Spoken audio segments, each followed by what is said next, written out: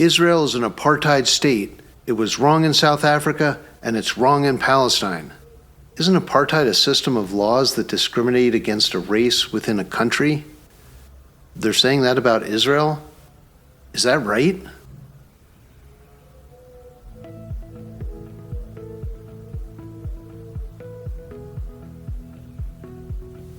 Welcome back, and thank you for wanting to know the facts and the truth.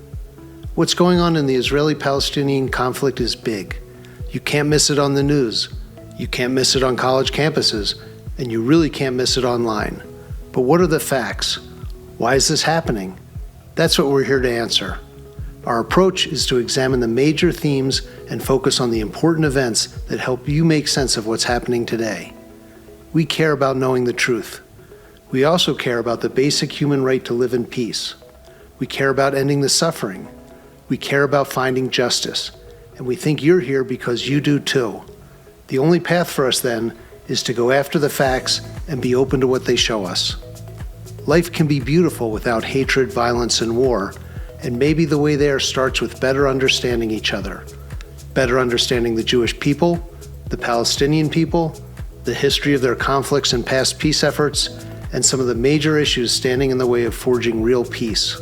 What the Hell is Going On in Gaza is a 9-part series made up of 30 episodes, each designed to help you understand a different but important part of the picture. As part 1 of our series continues, our focus stays on answering some basic questions about Israel. Here in episode 3, we'll tackle the question of whether Israel is an apartheid state. It's a charge you've probably heard, but what's the truth? Let's dig into the facts. Let's start with a definition. What is apartheid? Apartheid means apartness.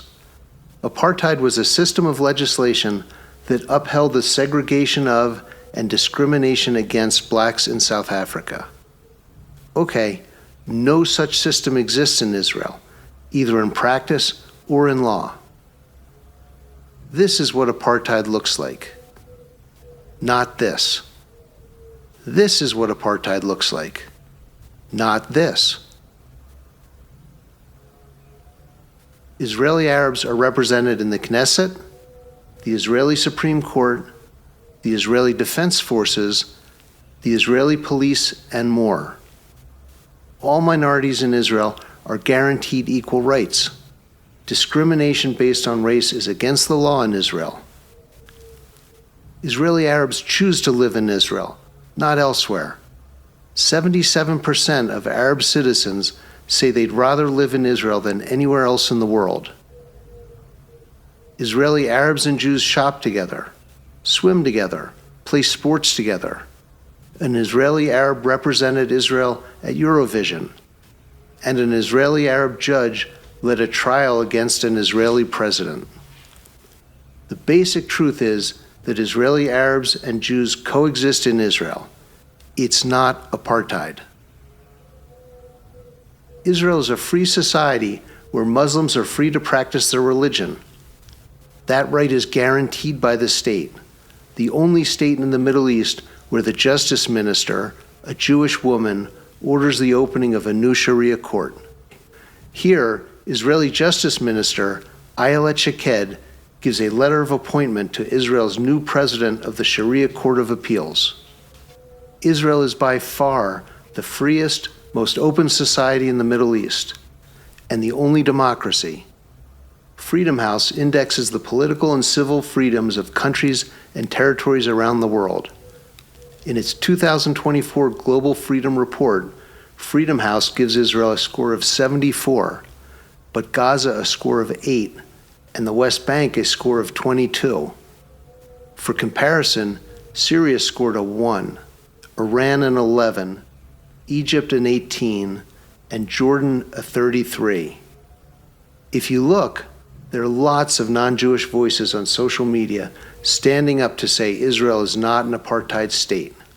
Here's one example pointing out that he's enjoyed affordable health care, study abroad scholarships, job security, and visa-free travel as an Israeli citizen. Hardly the signs of apartheid oppression. And there are voices who really know what apartheid is, saying, that's not Israel. like former South African defense minister and anti-apartheid activist Masiyiwa Lakota, who said, "I was in Israel, my brother. In Israel, you won't find the same divisions between Jews and non-Jews that we used to witness during apartheid. There are no segregated buses for different ethnic groups, like Jews and Arabs. In Israel, everyone boards the same bus, travels wherever they need to, and disembarks as they wish. There is no apartheid in Israel, not even within their schools." And Arab Muslim citizens of Israel who serve in the Israeli Defense Forces speak up for Israel. And an Arab Israeli who served in the IDF and managed hundreds of Jewish Israeli employees said, "How dare you claim that I, an Arab Israeli who served along with the Jewish soldiers in the IDF and managed hundreds of Jewish employees, live under an apartheid regime? How can you say that Samar Haj Yahya lives in an apartheid regime when he is the head of the biggest bank in Israel?" For some perspective on the situation with Israel, consider this. There are more Arabs in Israel than there are Jews in all of Europe and the Arab world combined, even if you include Iran and Turkey. Arabs represent some 20% of Israeli citizens. By comparison, Europe's 1.3 million Jews represent 0.01% of Europe's citizens, and the Arab world's at most 4,000 Jews represent 0.001% of its citizens. Seems unlikely that Dr. Martin Luther King Jr. would support Israel if it really was an apartheid state. Here are his words about Israel. "Israel must exist and has the right to exist, and is one of the great outposts of democracy in the world." Thanks for watching episode 3 in part 1 of our series, What the Hell is Going On in Gaza? Hopefully now, you have a better understanding of the facts around the false claim that Israel is an apartheid state. If you'd like to leave a comment or get in touch, visit our website at www.getthefactsmiddleeast.com. This was just a start. There's a lot more to learn in this series, so please keep going and check out episode 4. Thank you for joining us. We appreciate your interest in learning more about the war in Gaza. And remember, where there is no knowledge, there can be no insight.